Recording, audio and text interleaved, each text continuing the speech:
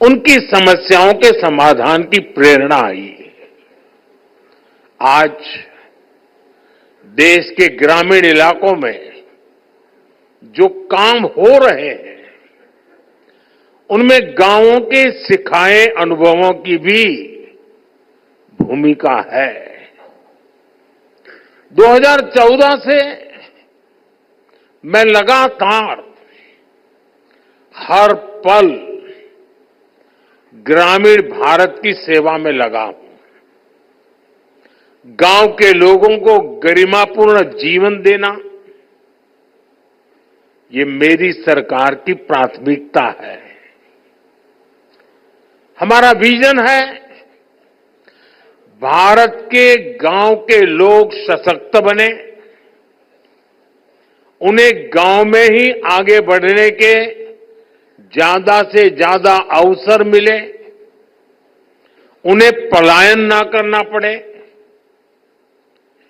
गांव के लोगों का जीवन आसान हो।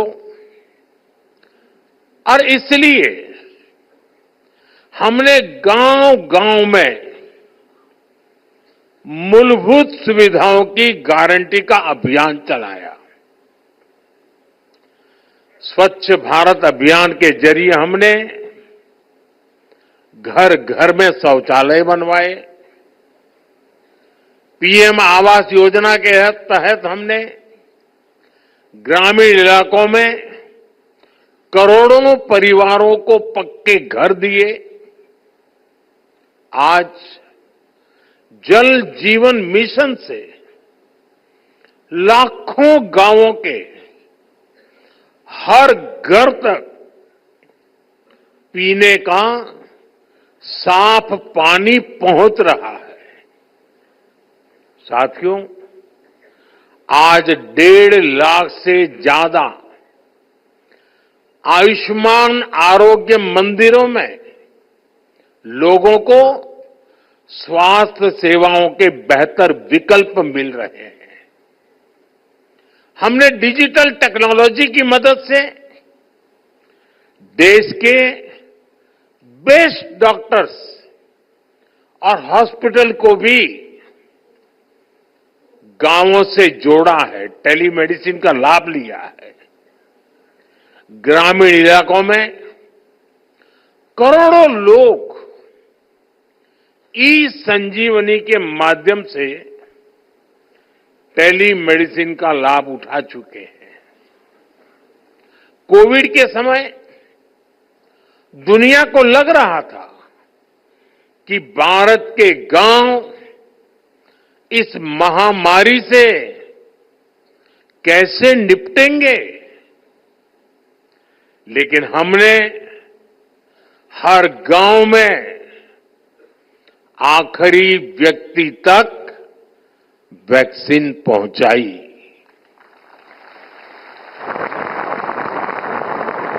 साथियों, ग्रामीण अर्थव्यवस्था की मजबूती के लिए बहुत आवश्यक है कि गांव में हर वर्ग को ध्यान में रखते हुए आर्थिक नीतियां बने।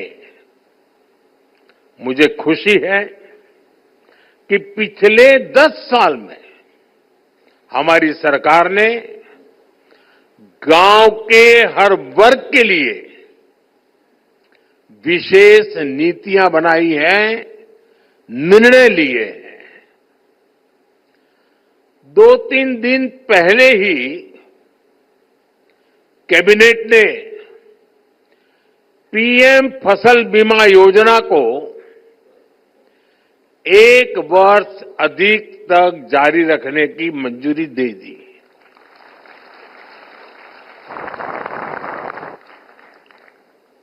डीएपी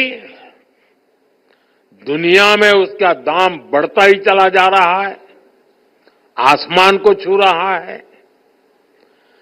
अगर वो दुनिया में जो दाम चल रहे हैं, अगर उस हिसाब से हमारे देश के किसान को खरीदना पड़ता तो वो बोझ में ऐसा दब जाता किसान कभी खड़ा ही नहीं हो सकता।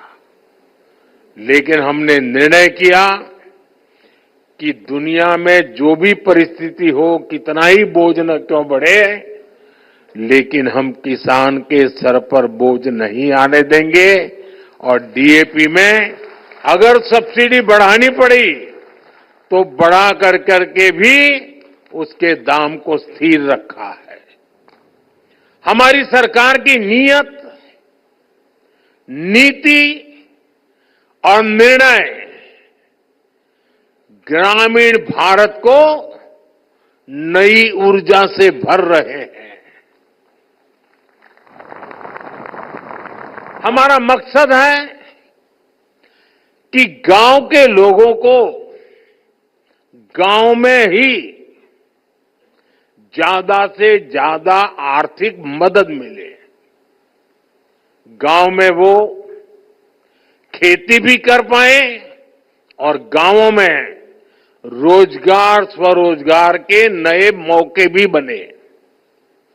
इसी सोच के साथ पीएम किसान सम्मान निधि से किसानों को करीब 3 लाख करोड़ रुपए की आर्थिक मदद दी गई है।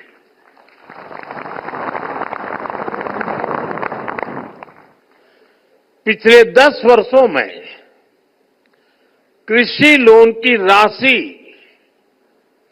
3.5 गुना हो गई है। अब पशुपालकों और मत्स्य पालकों को भी किसान क्रेडिट कार्ड दिया जा रहा है। देश में मौजूद 9,000 से ज्यादा एफपीओ, किसान उत्पाद संघ, उन्हें भी आर्थिक मदद दी जा रही है।